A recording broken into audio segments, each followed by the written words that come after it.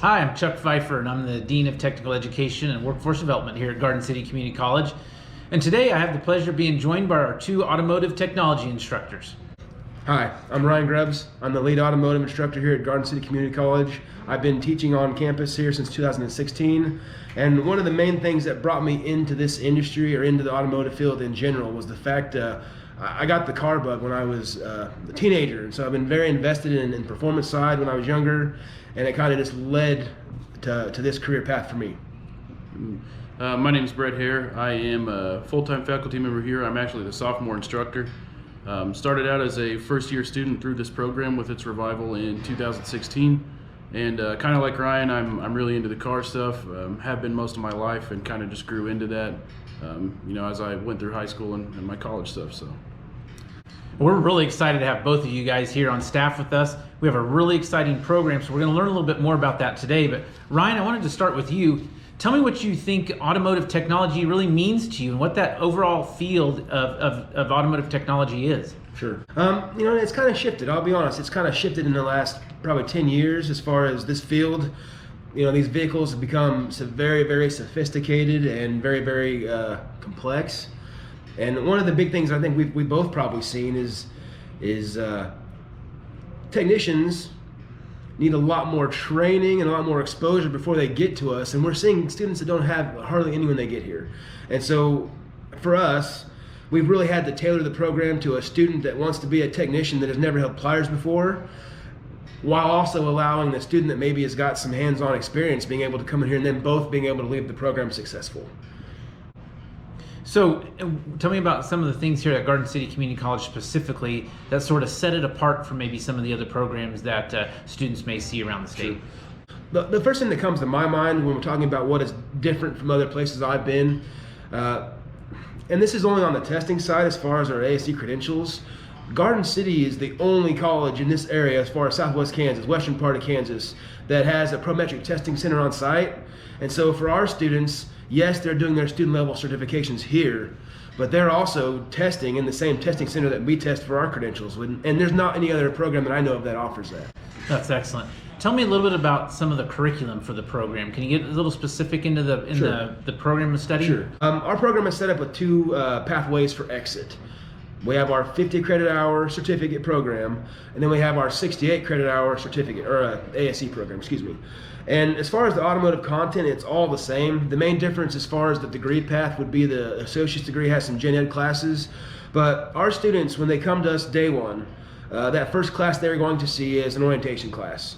Again, this is a new class for us that we just built last semester, and what it allows us to do is it allows us to take that student that doesn't have any exposure and get them some exposure, get them ready to go.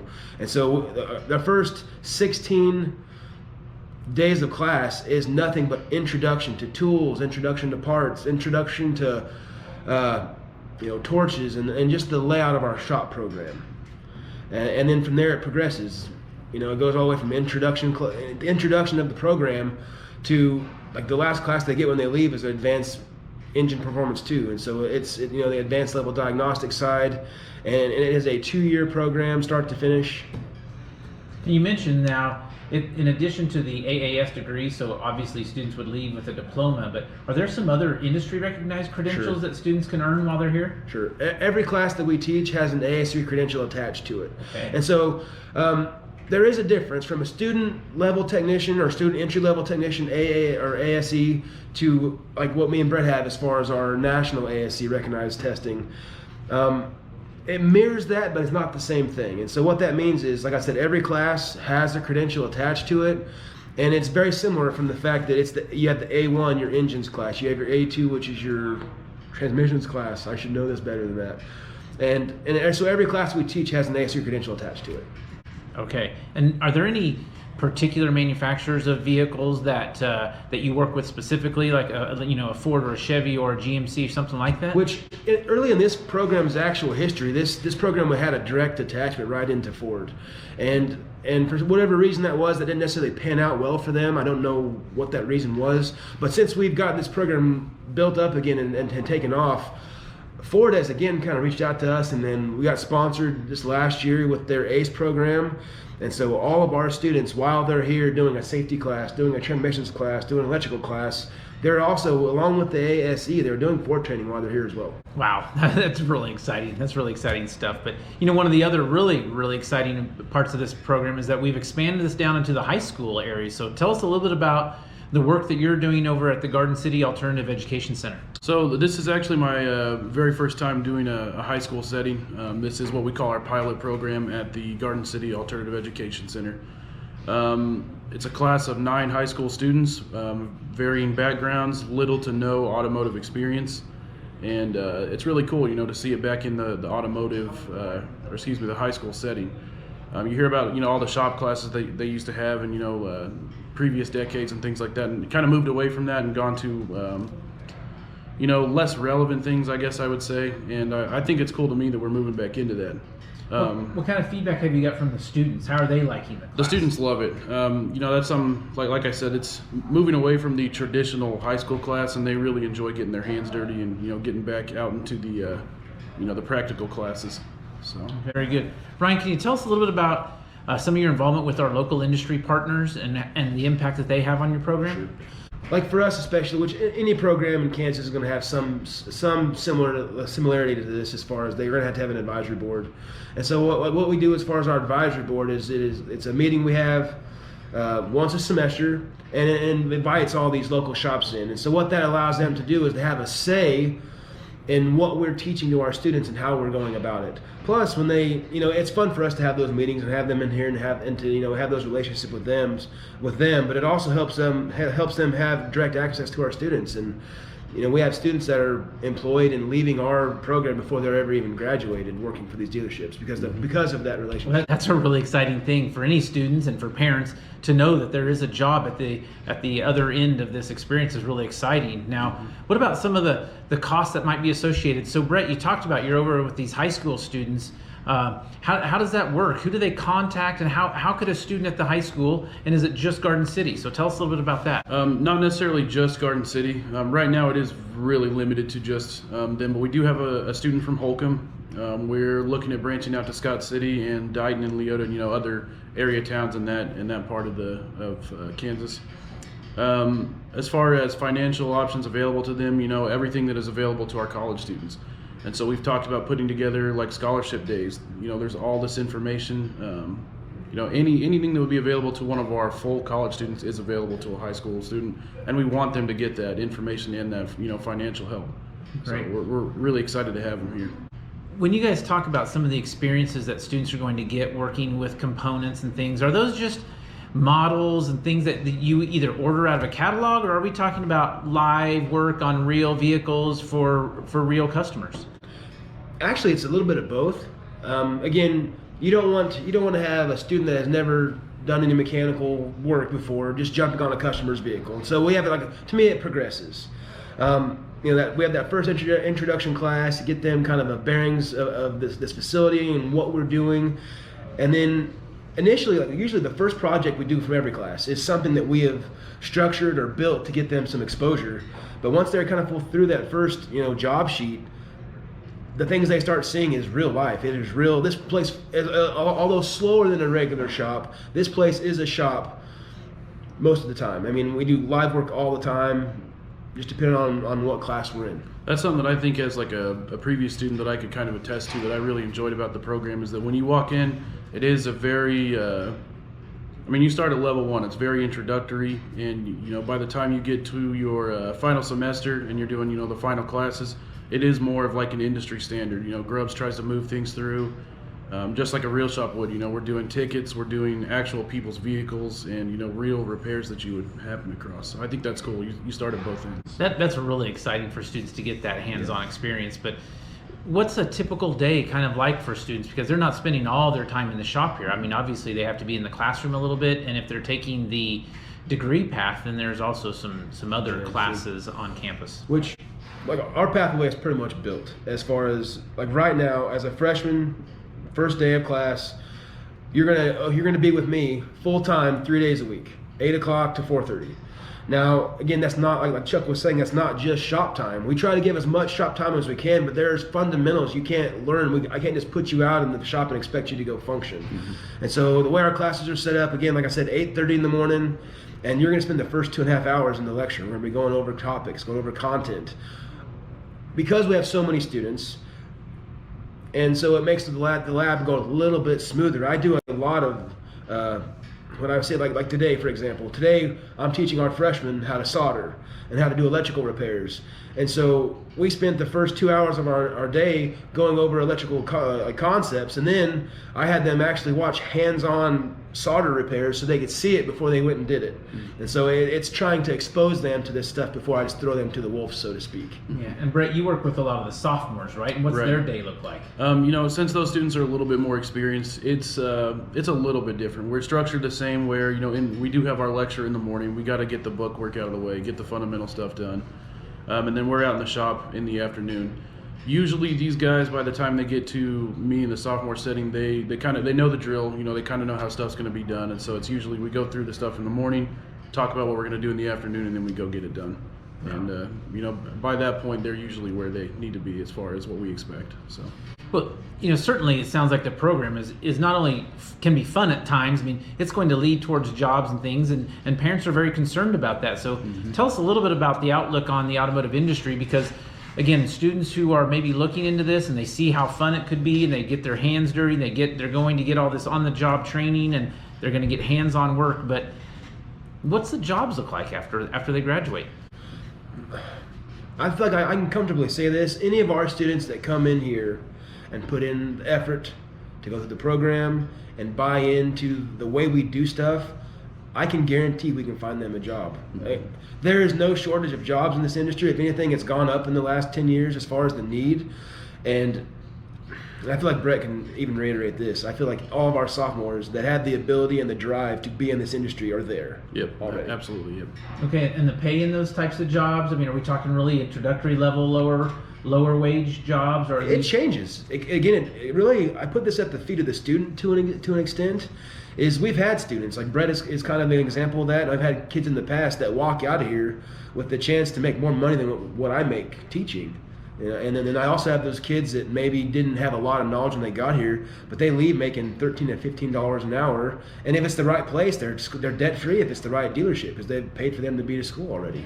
I know Bret mentioned earlier that students who come through the program have all the benefits that most college students have as far as financial aid and things like that. But are there some automotive specific either scholarships or other payment sort of options? Sure. There's actually probably kind of two or three to that. One option would be like we're still trying to grow this pathway to an extent, but shops would like to put a student in the program, especially a student that they maybe already have that relationship with. They want to put them in there, so there's that pathway where the dealership picks up the tab. The second one that we have is that Automotive has its own scholarship funds that we usually get every year from the college. And how we structure that for ourselves is we'd like to get our group of kids in here and kind of see where they're at. And the goal is to get all of them to the finish line, obviously. And so you might have a student that is maybe here on 100% Pell Grant eligibility. And so we still want them here. We're excited about having them here, but like they're not struggling to have to make ends meet.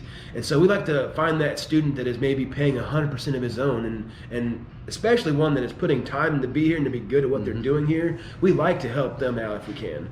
And then one of the things that we just started, or is actually I guess in the early stages again here, is we have a scholarship with welding, which is the Michael Brooks Memorial Scholarship, that's going to allow us to pick a student from Lakin or from Kearney County area and also Clark County and bring them in and help pay for their schooling while they're here going either through the welding department or the auto shop. Yeah, that's pretty special. That's pretty special. Now, some of the students that you see that have come through the program in the past several years probably fit a very stereotypical mold. But I'd like to say that there's also probably some students who don't fit into that mold. Maybe they're either older, they're younger, they're non-traditional in some way. So can you talk about, we don't want to exclude anybody, right? Sure, yeah, we've had students, as young as 17 and as old as late 30s. We've had kids older than me in classes. Yeah. We've had men, we've had women, we've had, about every race that is local to us here. It's not a thing where anybody is turned away. We're actually really happy to have everybody. You know, it makes for a good diverse shop, and it's a good environment for everybody to learn in. So I think one of the neat things, to touch on the diversity thing a little bit, is we don't care. Like, if a student comes in here, I don't care anything about his past, his present, as long as when he's here, he does what we ask of him. He's got a good attitude, and even when he's not good at something, he tries. yeah, the mindset of just taking care of business and getting it done will get everybody far in the industry, and and in here. Like it starts here. So If students have particular interests in one area of automotive technology, is that something that can be fostered by you within the program, or does everybody sort of graduate with the same general knowledge of all the same stuff? Well, we try to do the best with, and so the answer to that is both. And it's kind of one of those things you have to kind of cater. And so I'm learning this the more years I'm in this industry. Every group has its own dynamic. Yes. And so we have one group that you can just get through a lot more advanced level content. I'll use the sophomores that we just graduated out. We had 3 of those kids that just, no matter what we fed them, just got it and could make it work and were successful. And then, I see some kids once in a while now where they just, good kids. Sometimes just the advanced level technician is not maybe in their future. Not that they can't get there. There's not there when they're right. It's almost like an individual basis. Like there's some that go through here that are picked up, by local places, specifically for their ability in a certain area like electrical or something like that. That happened with one of our sophomores that just graduated. Local dealership picked him up, wanted him for an electrician and to train him to be a diesel technician. So that's what they specifically picked him up for that. Okay. So it can happen. It has happened. I think there's another good thing to add to that, and it is just as much as I know that we're the automotive industry, automotive training, but we are not. We're not the dealership. So we're not a dealership. We're not a mechanic shop per se, because we're training, but we're not necessarily always the same thing. And so, especially with our students, as far as our advisory board and all of them, you're not known for the 25 kids that left your program that were great. You're not always known for that. And so, if a shop is looking to hire one of our students, call me. Like, my students know this. I'm going to give a very honest take, my impression of that student and the luck that I had with them. And I would never send a shop or a student down a pathway that's bad for both of them. Mm-hmm. And so, that's what I was gonna say. Is it really goes both ways for everybody, for the local businesses and the students. If you're really good and you like I said, show that mindset of wanting to be successful here, then we're going to tell everybody about it. Like at the advisory board meetings, we tell everybody about kind of the hot prospects of the current class and try to get them set up with a job. So yeah. Well, that's a real life example then.